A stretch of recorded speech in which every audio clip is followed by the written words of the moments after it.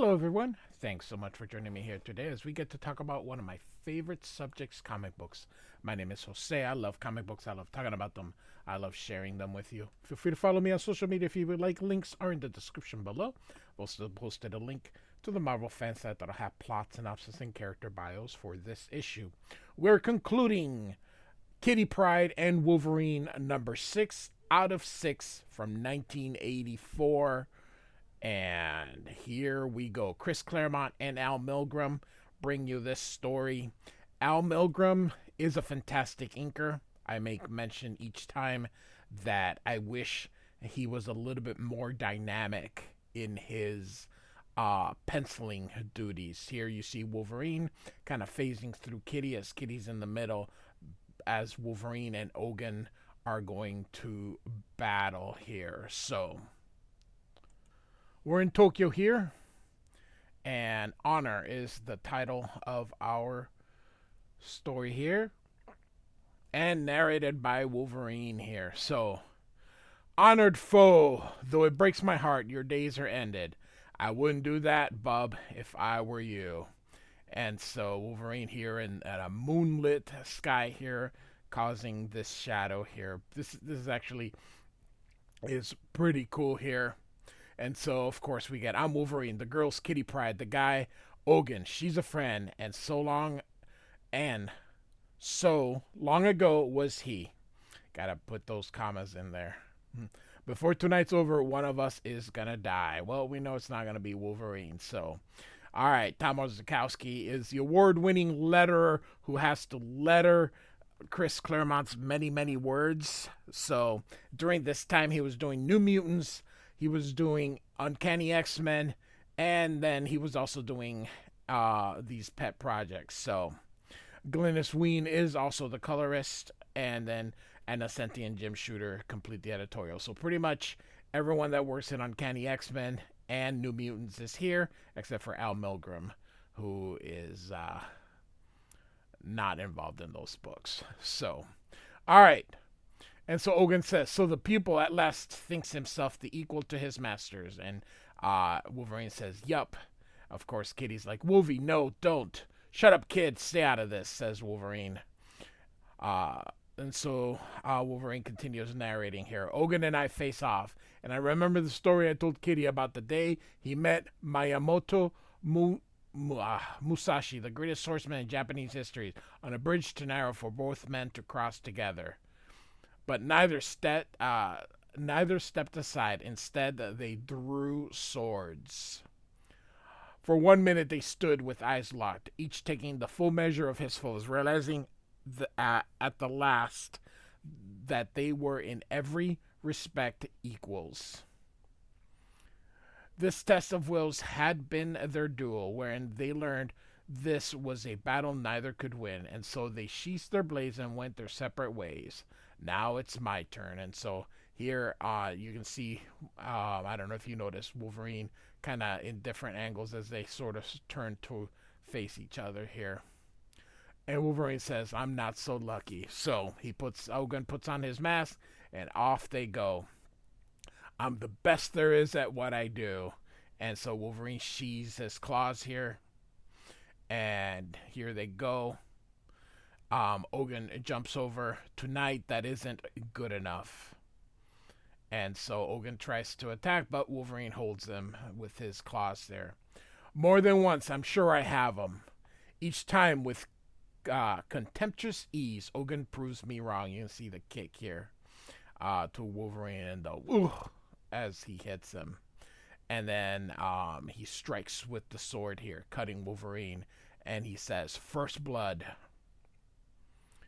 And Ogun says, superb as you have become, Logan. I will ever be your better, he says. And so he keeps advancing, and you can see the kick here.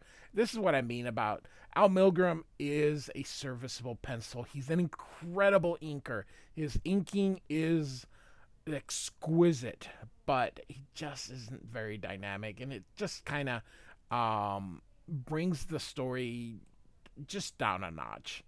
But it's still quite enjoyable. So Wolverine continues narrating here. He's right. I need breathing space, time to think, plan, to find some way to turn the tables. So I run.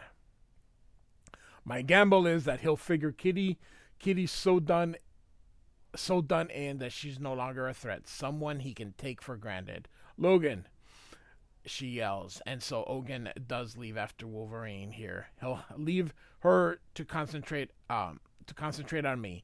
If I've guessed wrong, I've just killed her. My being right may not change that. And Ogun says, I will return, O child, who is the mirror of my soul, bearing your champion's head.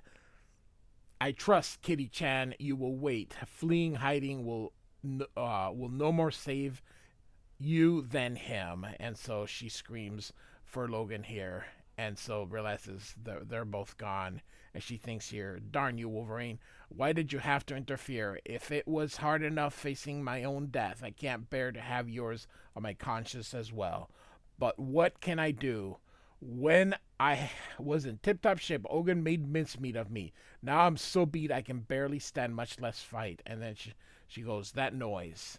A car pulling up in front of the building is so far away and so dark. I can't tell whose is it. I hope it's help. Me and Woovie need all we can get. Sorry. It was and so it's Yukio, and she's coming for Lady Mariko. And she says, we're after Wolverine. And she's like, my beloved here, Akiko, I haven't seen him, or only Kitty Pryde, and she was defending us from the ninja sorcerer Ogun. And Yukio's like, blast, we're too late. That was Logan's, that's what Logan was most afraid of. Miss Yukio, what's she saying? I heard my daughter's name. Is everything okay? And Mariko's like, who's the American? And Yukio says, Kitty's father, Kamen Pryde. His involvement with the Yakuza Oyabun Shigematsu is what brought the girl to Japan. She fell into Ogun's hand, and he used his foul magic to try to replace her soul with his own as a means of prolonging his life in a young, vital body. Under Ogun's influence, Kitty nearly murdered Wolverine. So, kind of giving us a quick recap of the last 5 issues. So, it's actually not bad putting this all into quick sentence. Real quick, I had to have a playlist with the previous 5 issues. I also have an X Universe playlist where these are included in there, as well as Uncanny X-Men and New Mutants. The Wolverine limited series is in there as well. Marvel Fanfare is in there as well. I also have an X-Men playlist and a New Mutants playlist. So, all right. And so Yukio continues. Logan was able to break Ogun's hold on her, but she felt she had to prove that to herself by confronting Ogun. And then Pryde, so this part was in Japanese, but then in English. Pryde, what the devil? And she goes, look out. And so I love it how it says a really concise recap of the last 5 issues. So you can see here like this, probably a bazooka or some kind. This is a nice explosion. I like that here. We meet again. And so it's Shumai. It gladdens me that my little rocket did no harm, Lady Ronin. I want the pleasure of tearing you limb from limb myself. My master Shigematsu-sama wishes the Yashida woman Mariko slain. With her eliminated, he will be left as a preeminent ruler of the Yakuza clans. Absolute crime lord of Japan, the Gaijin pig Pryde was to be spared, but regrettably an accident will happen. In the confusion, he too will perish. And Yukio says, not while I have breath to stop you, assassin. And he says, I was dearly hoping you'd say that. It is your death I look forward to most of all. And so Kitty watches. The fat blimps Shumai, Shigematsu's bodyguard, and the others lit by the glow of the fire. Yukio, Lady Mariko, and her foster daughter, and my dad. I can't stay on the roof. They need me, and Woovie need me.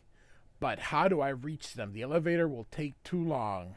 While we fought, Ogun drugged me so I couldn't phase. I don't feel as groggy as I did then. Maybe it's wearing off. Great. I can face through the retaining wall. And suddenly she screams. Now, if only I can air, and she was going to say walk, but of course she's falling through. Don't panic. It's 60 stories to the street. Plenty of time. Just relax and concentrate. Easy as pie. I think it's okay. I can feel my powers having an effect. I'm starting to slow. And then she kind of lands on him, phasing through him. Surprise, Porky. What's the matter? Never seen a teenage all-American ghost before. And so she phases through, like I said, and then continues going through. And an entrance after my own heart. Anytime, but I'm not a kid anymore, Yukio. I'm Shadow Cat. So this is now where she gets the code name that'll go with her. But then now she's just called Kitty. It's like Jean Grey. Jean Grey is Marvel Girl or Marvel Woman or whatever, but now it's just Jean Grey. So, and Kitty's sort of the same way. My Lord Kitty, I thought you were dead for sure. How could anyone survive a fall like that, says her dad.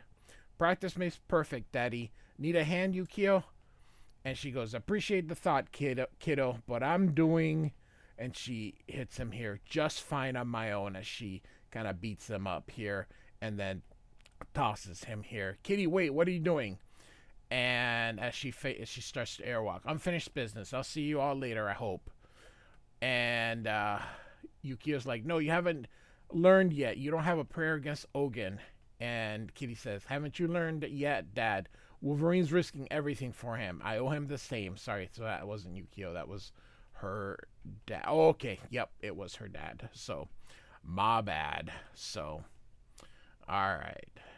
So we're back to Wolverine narrating here. They say this is the most popular game in Japan. Is this Pac-Man? Pachinko. Anyway, any hour, day or night, a big city. Oh, I'm serious. Pachinko parlors always jumping. I figured my best bet was to lose myself in the crowd. If that was right, if this is my best hope, I'm in a whole lot of trouble. How are you going to hide in the crowd when you're wearing your uniform? All right. Hey, what are you doing busting up my place? Tis, honored proprietor. Were you not aware that such weapons are illegal in our land? As he comes through here. Does he slice this guy? It looks like he's drawing blood, but... Oh! Did he... No, he didn't get the fingers here. What is he slicing? There's... this is weird. It seems like he moves through, but is he just taking the gun? Yeah, I don't know. Anyway, we'll continue. Why, one might almost believe we are in the Wild West. And so Wolverine continues here. Guns a 44 Magnum.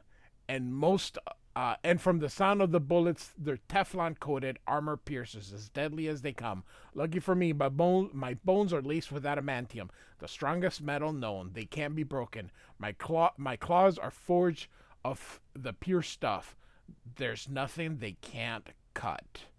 And so, of course, we know that is no longer true, as that was retconned, and they are bone claws that are laced with the adamantium. And so you can see Ogun shooting at him. And so Wolverine is like, provided I make contact. And so he knew I was here. I was there. He set me up. He's faster than ever, faster than me. Well, what makes me a mutant is my body's fast healing ability. With it, I can survive almost any poison, disease, or wound. Ogun knows that. His bullets won't kill, but a well-placed shot will KO me long enough for him to finish the job. And so it goes click. Empty. The gun was empty. The dog son was just rattling my chains. Work too. I thought I was a goner. And so you can see him use the ninja stars. I don't know their names, so I do apologize. Cute. When I followed Kitty to Japan, I was annoyed At the way she blundered about like a rank amateur, I figured I taught her better than that. Bad as she was, though, I'm acting worse. I start shaking as my body trembles into first stage shock. Small wonder, Ogun's hit would have blown the shoulder off a normal man. As it is, I'll be sore for quite a while. I want to sleep. Trust my old teacher to offer the chance to sleep forever here. And so he cuts the cables for the elevators here. He cuts the cables, holding the counterweights. The car drops like a runaway rocket. And so, nice vertical panel there. And he presses. I punch the emergency stop. The brakes, bless them, hold, but the strain tears the steel frame like paper. It's only a matter of seconds before the car starts falling again. The animal in me wants to quit. Why make all this effort? No matter what I do, this'll end the same. Ogun's got me beat. Once I would have listened. This thing is, I'm a man now, and too darn stubborn to quit as Wolverine jumps off. I hope Ogun's watching from below. Maybe I'll get lucky and the car will squish him. Ha, he says here. So top floor, everybody out. As good a place of any for a last stand. And so you can see Wolverine coming out of here. And Yukio goes, where's Pryde? The fat fool ran away. And Mariko says, he has gone, Yukio-san, but not fled. The blazes with him. He can save his own butt from now on. I'm through. And Mariko says, why are you so harsh? He is not an evil man. He deserves better at the hands of his friends. And Yukio says, he deserves, lady, precisely what I give him. Nothing. Let's get out of here. We've a safe house to find, she says. And so here comes Pryde. And so I'll just quickly narrate. He's scared, wishes that it would just end, and then wonders what did he do to deserve all this stuff that's happening to him. And then he's like, you know precisely what you did, but he's concerned about Kitty here. And he's, trying to save Wolverine, her sense of obligation, of duty. And so he goes to this government at the U.S. Embassy, and he's like, I need to speak to someone at the Justice Department and Treasury as well. I know it's late, but I'd like to report a crime. So, all right, now we are here, and we see Kitty following, oopsie. And so she's having to concentrate a lot, airwalking, and you can see that it's straining. And she's getting weak, and she's going to fall, but she's being held. Thinks it's Wolverine, but of course it's Ogun. And so, your courage and persistence more than justify my faith in you. You truly are the perfect choice as my disciple, says Ogun. And she's like, this I did not need. Or he does. That's his narration here. And Wolverine is like, Kitty, what the blazes are you doing here? Why didn't you stay away, girl, like I told you? And she's like, I couldn't. And I'm not sorry I came either. I don't care how mad you are. I just didn't want you to die, pumpkin, says Wolverine. Not here, not like this. Wolverine, are you giving up, she says, as he embraces her. I'm facing reality, kitten. I couldn't beat Ogun when we first met. I can't now. I don't want to die, Logan. I thought I could face it when I first confronted Ogun, that I wouldn't be afraid, but I was lying to myself. I was so happy when you appeared. I thought I was saved, she says. And then Wolverine says, I'm sorry. Don't give me sorry, give me life, says Kitty. That is quite beyond his power. I, however, offer immortality, says Ogun. Place your soul in my care, Catherine, and we shall view eternity together. And Wolverine here gets his claws out. Again, you can see the snicked. You've done enough, Ogun. Leave her be. And he's like, nope. I offer life on my terms, or not at all. And he takes out his sword here. You can see him sheathes it here. So be it, says Wolverine. The two run together, and you can see Ogun stabbing him. But Wolverine breaks the sword and then stabs him. Our eyes meet. Our wills cross for the last time. I smile. And I go berserk. There's a part of me that few people see and live to tell about. It's a part I can't control, the part that's truly crazy. It doesn't think, it doesn't feel pain, it kills. And once it's loose, it doesn't stop till I'm dead or everything else is. And so you can see the shock in Kitty's face as Wolverine and Ogun go one on one against each other here, taking shots. And so, again, nice silent panels here with all the words that he had. Wolverine goes through but unmasks him. He didn't actually kill him here. And Wolverine says, Kitty, he's yours. This is the moment you deserve, the one you've earned. There lies his sword. You can kill him if you wish. And so she doesn't notice I'm speaking Japanese. She moves like quicksilver lightning, swift as she picks up. Sure. And deadly. Full of hate. And she yells here. Kai, Wolverine just kind of watches there. And then stops short of killing him. I couldn't. And she's just trembling. And she says, you did that deliberate. You goaded me into an attack. And Wolverine says, you had to be sure. And so did I. That Kitty wouldn't kill, not ever. Oh, sure, maybe, given the need. But not a beaten man, a helpless one. A foe who surrendered. That's Ogun's style. An execution like that would have tipped the scales inside you. Made you in the fundamental core of your being just like him. He would have won. I was very close. I wanted so much, Logan. What if I had? And then he takes his claws off, and she's like, oh, so he would have killed her if he had to. You needed a real victory, darling, or futile proof that you were you. That was it. Come on, let's go home. But Ogun, forget him. He's history, but he is picking up. And so he's running through, and he goes, Pryde, phase. And so he goes right through, and you can see snicked as he stabs him. He forgot about my bones. The cut only went skin deep. Sorry, his cut only went skin deep. Mine didn't. He falls. The red and the blood, they did brown, but it's probably would have been better left either orange or perhaps blue. And so, you knew he'd attack, says Wolverine. And the immortal ninja had been beaten. He wasn't the best anymore. I hoped he wouldn't. I respected him, Kitty. I loved him like a son. Whatever I am today, a lot of it is because of him. How could I have been so blind not to see what he truly was? Or perhaps I was simply afraid. And was it Ogun I feared or myself? The man hadn't a prayer. It took the animal, the psycho killer, to bring him down. Whose victory was this, I wonder? He's dead, but I'm face to face with my true self as he watches the mask here. So there's a lot of words here. Basically, she's saying, hey, you kept the beast under control. You are a man, not a beast here.